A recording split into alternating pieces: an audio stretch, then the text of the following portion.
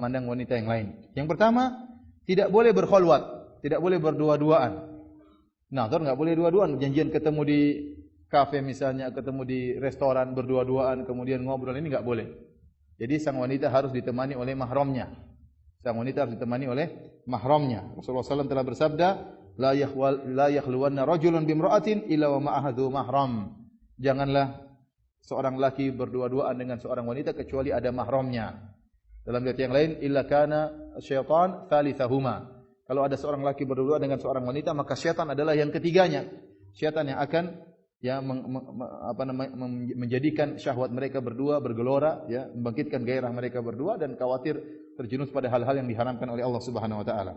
Oleh karenanya boleh tatkala seorang ini nazar, misalnya ada mahramnya, ada kakaknya, silakan duduk bertiga, enggak apa, ngobrol, enggak apa-apa.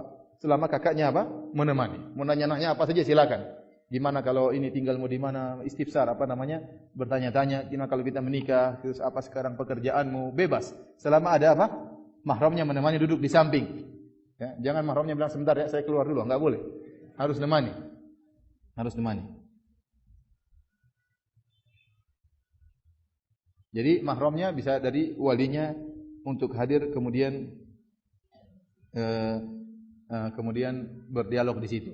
Kalau ternyata tidak ada mahramnya, maka boleh dia nazar misalnya, bersepakat akhwat tersebut berjalan dengan teman-temannya, kemudian pakai baju tertentu, sepakat, nanti lihat. Tapi tidak, jadi jalan berdua saling melihat dari jauh, boleh-boleh saja, ya jarak-jarak 10 meter enggak apa-apa. Tapi enggak boleh ngobrol, enggak boleh. Jadi janjian ya. Dia ada mahramnya, wali saya belum datang, saya di luar kota. Ya udah, kita ketemuan di mana? Bawa teman-temannya, dia juga bawa teman-temannya, kemudian pura-pura jalan sambil melihat. Ya, misal saya yang bajunya merah muda misalnya. Ya. Ya. Kamu bajunya yang mana? Saya bajunya yang ukuran XXL. Lihat, oh udah cocok ya. Oke, kalau cocok saya lihat, oke, itu cara nazar yang kalau tidak ada mahram. Tapi tidak boleh berdua-duaan. Tidak boleh berdua-duaan. Ada syarat yang disebut oleh Syekh Utsaimin rahimahullah. Dengan keilmuan beliau, dengan kefakihan beliau. Cuma saya kurang setuju dengan ilmu saya yang rendah ini, saya kurang setuju. Beliau mengatakan hendaknya memandang wanita tersebut dengan tanpa syahwat. Karena nazar memandang wanita ajnabiyah karena syahwat diharamkan. Dan maksud dari melihat calon istri adalah untuk mengetahui kondisinya, bukan untuk menikmatinya. Kita bilang syahwat tidak perkara yang tidak bisa diatur. Paham?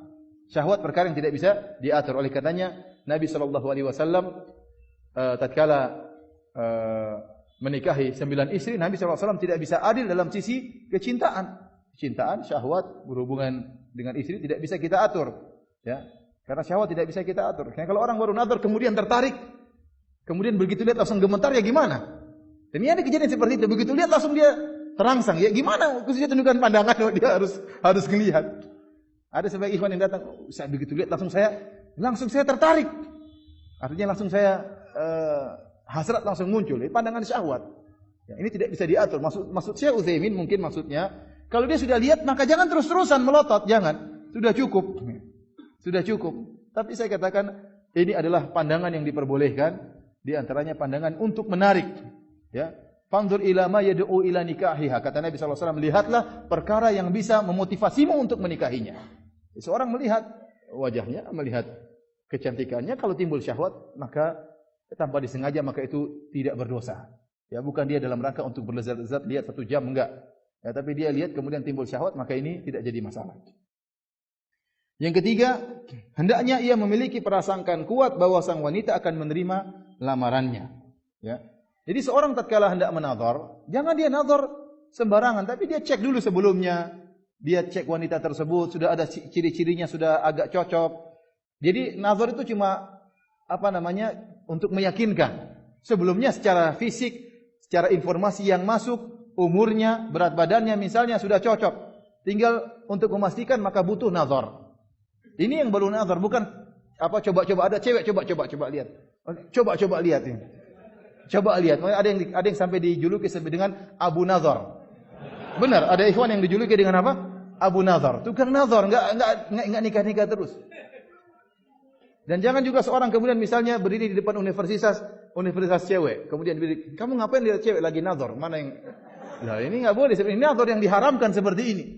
Nazar itu dibolehkan bagi wanita yang kira-kira memang mungkin untuk kita nikahi. Setelah kita cek kemudian sifat-sifatnya, tinggal kita memastikan kita nazar. Tapi kalau tidak mungkin, ya nazar artis misalnya, betul nazar artis ente.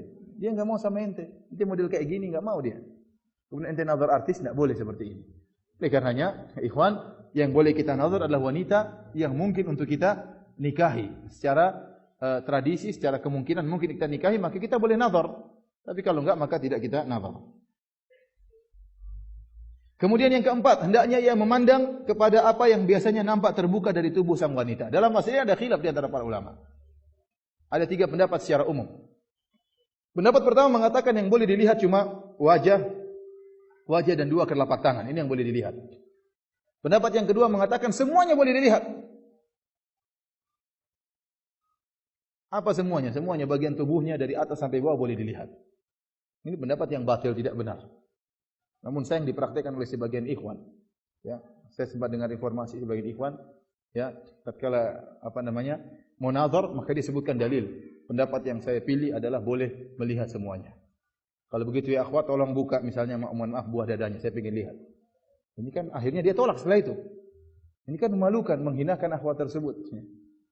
Kalau bilang ikhwan ente pengen lihat seluruhnya, lihat ayam, lihat seluruhnya. Mau lihat buah dada, mau lihat bokongnya, mau lihat aja. Seperti ini kan tidak perlu seperti itu ya ikhwan. Malah menghinakan sang akhwat, terus ente tolak setelah itu. Meskipun ada sebagian ulama yang menyatakan itu pendapat yang batil. Tidak ada dalilnya. Tidak ada dalilnya. Kemudian yang pendapat yang kuat Allah alam bisawab, yaitu pendapat yang menggabungkan di antara keduanya, yaitu pendapat boleh melihat bagian wanita yang biasa terbuka tatkala dia bersama mahramnya. Apa yang bisa terbuka? Ya misalnya rambutnya, lehernya. Kalau seorang wanita di rumah bagaimana sih sama kakaknya, sama adik-adiknya? Dia pakai baju ya baju-baju biasa, bukan baju yang seksi-seksi, enggak, baju biasa. Artinya lengannya kelihatan, ya. Kemudian rambutnya kelihatan, lehernya kelihatan, betisnya kelihatan. Itu boleh dilihat. Itu boleh dilihat. Ini pendapat yang dikuatkan oleh banyak ulama berdasarkan dalil yang ada. Oleh karena kalau antum nazar kemudian antum mengatakan kepada sang akhwat, tolong buka rambutnya, saya ingin lihat, maka saya harap sang akhwat membuka rambutnya, ya. Karena rambut juga berpengaruh. Rambut itu kecantikan tersendiri. Rambut itu adalah kecantikan tersendiri, ya. Misalnya dia lihat kemudian tahu-tahu rambutnya keribu, kan kadang-kadang dia tidak suka. Atau ternyata dia pingin suka rambut yang keribu, ternyata dibuka rambut lurus, dia tidak suka. Ya. Oleh karenanya kalau buka rambutnya kemudian lehernya ini boleh-boleh saja, tangannya dilihat, lengannya ini diperbolehkan. Yang biasa terbuka tatkala dia bersama mahramnya itu boleh dilihat. Lebih dari itu tidak boleh. Lebih dari itu tidak boleh.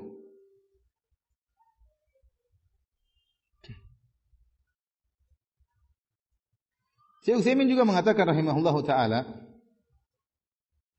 hendaknya sang wanita yang dinazar tidak bertabarruj, tidak berhias berlebih-lebihan. Dan antum juga kalau mau nazar jangan bilang calon antum berhias berlebih-lebihan, yang wajar. Yang wajar artinya kalau pakai bedak yang wajar, tapi kalau kemudian pakai lipstik, pakai karena itu menipu.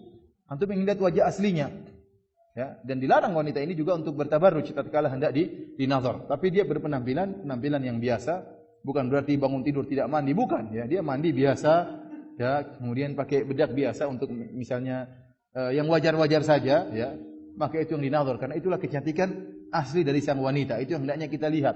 Bukan tatkala dia sedang berhias. Kalau dia berhias, terkadang hitam bisa jadi putih, ya, loreng bisa jadi tidak loreng, ya. Oleh karenanya kita lihat wajah aslinya. Dia tadi kata Nabi sallallahu alaihi wasallam, "Idza khataba ahadukumul mar'ata fa in istata'a an yanzura minha ila ma yad'u ila nikahiha falyaf'al." Jika salah seorang dari kalian berkhitbah terhadap seorang wanita, melamar seorang wanita, maka jika dia mampu untuk melihat dari wanita tersebut apa yang memotivasi dia untuk menikahinya, maka lakukanlah. Ini dalil bahwasanya kalau nazar pertama masih kurang seret, boleh nazar kedua. Nazar kedua masih kurang seret, boleh nazar ketiga. Sepakat dengan walinya. Aduh, saya kurang seret, pengin nazar lagi, silakan. Pengin nazar lagi. Kurang seret, pengin nazar lagi. Istikharah masih belum seret, nazar lagi. Ya boleh-boleh saja. Asal walinya sepakat. Asal wanita tersebut ridha, tidak jadi masalah. Kemudian saya ingatkan, ya, berkaitan dengan nazar melihat foto atau saya katakan foto itu sering menipu. Sering menipu. Wanita yang cantik kelihatan tidak cantik. Lagi sekarang banyak lewat WhatsApp, hati-hati. Akhwat-akhwat juga jangan mudah mengirim foto mereka lewat WhatsApp, jadi akhirnya tersebar di mana-mana, bahaya. Kalau ingin mengirimkan fotonya maka lewat seorang wanita yang amanah. Tidak boleh keluar dari HP-nya, bahaya. Ya, bahaya. Ya. Karena kalau sudah keluar terkadang jadi sebar. Ini ada akhwat mau cari ikhwan, tersebar di mana-mana. Kasihan, jadi malu. Apalagi terbuka wajahnya, apalagi terbuka rambutnya, maka hendaknya dia menjaga karomahnya, menjaga kemuliaan wanita tersebut. Hati-hati kalau dengan foto. Kalaupun harus dengan foto, saya katakan foto itu sering menipu. Dan seorang lagi kalau ingin lihat foto, maka foto dari segala tampak kanan, tampak kiri, tampak belakang, semua dilihat. Karena kalau di depan aja terkadang menipu. Terkadang yang putih jadi hitam, yang hitam jadi putih. Benar ini kalau foto seperti itu. Jangan terpedaya dengan foto. Terkadang yang kurang cantik menjadi cantik, yang cantik menjadi kurang cantik. Karena saya pernah menghadapi kasus juga seperti ada seorang ikhwan ingin menikah. Dia bilang, lihat fotonya. Ustaz, saya enggak serak lihat fotonya. Saya bilang, ya memang foto kurang memastikan. Ya udah, lihat lewat Skype. Karena itu dari dua negara yang berbeda. Baik, Ustaz, saya lihat lewat Skype. Lewat Skype, akhwatnya tampil di depan ngobrol, enggak serak juga, Ustaz. Kayaknya saya mundur. Ini orang soleha, saya bilang ini wanita soleha, dari keluarga soleh. Ya, sayang kalau begini, tapi saya enggak serak, Ustaz. Ya udah, kamu lihat langsung. Begitu lihat langsung oke. Benar, ini kenyataan. Ini saya harus hadapi langsung sendiri. Begitu lihat langsung oke. Ternyata berbeda antara, padahal sudah Skype kan sudah hidup, sudah apa namanya istilahnya. Tapi Skype itu videonya enggak bersih ya. Apa namanya enggak murni. Makanya begitu lihat langsung ternyata lebih cantik daripada yang ada di Skype. Jadi Skype jadi agak hitam, agak coklat, ternyata aslinya lebih putih daripada yang nampak ya. Oleh karenanya saya katakan foto itu bisa menipu, kalau bisa melihat langsung maka itu yang terbaik. Bisa jadi foto itu hanya sekedar sebagai awal saja ya, awal. Oke atau tidak. Nanti tapi harus lihat langsung. Tapi antum semua sudah terlanjur ya sudahlah. Ini bagi yang